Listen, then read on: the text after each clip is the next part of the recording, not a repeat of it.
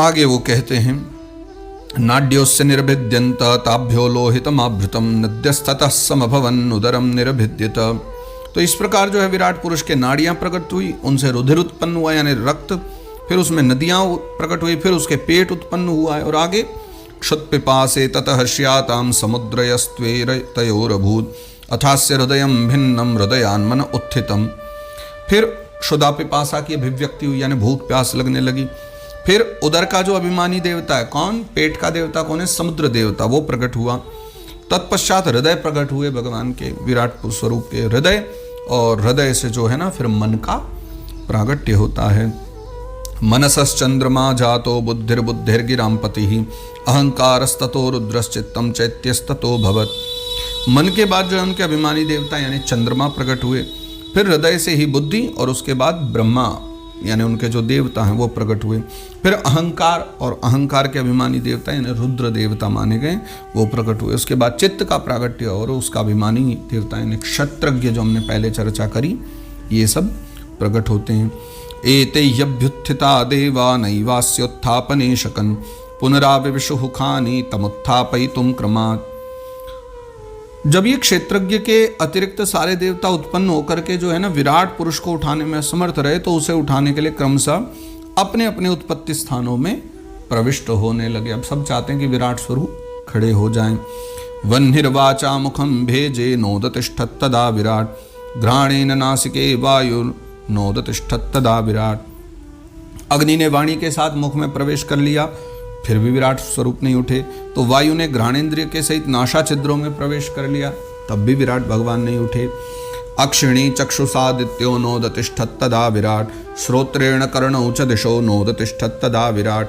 सूर्य ने जो है ना आंखों के यानी चक्षु के सहित नेत्रों में प्रवेश कर लिया, तब भी विराट पुरुष नहीं उठे। और श्रोत्रेण कर्णौ च दिशो, दिशाओं ने श्रवणेन्द्रिय के साथ कानों में प्रवेश कर लिया, तब भी विराट स्वरूप नहीं उठे।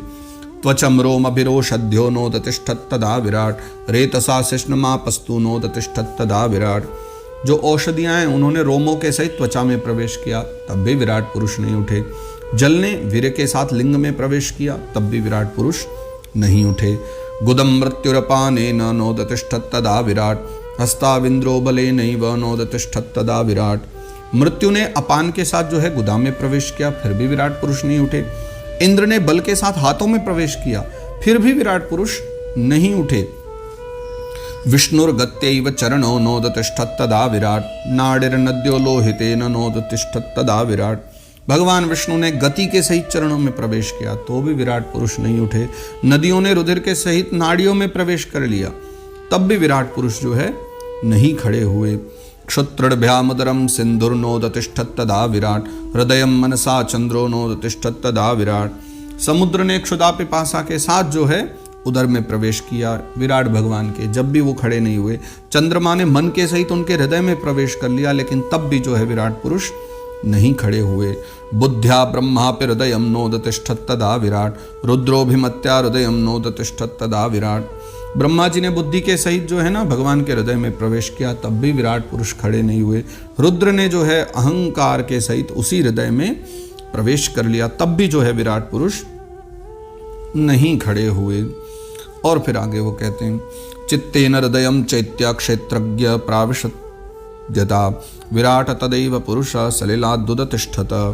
फिर क्या हुआ? किंतु जैसे ही चित्त के अधिष्ठाता जो क्षेत्रज्ञ हैं उन्होंने चित्त के सहित हृदय में प्रवेश किया, तो विराट पुरुष उसी समय जल से उठ करके खड़े हो गए।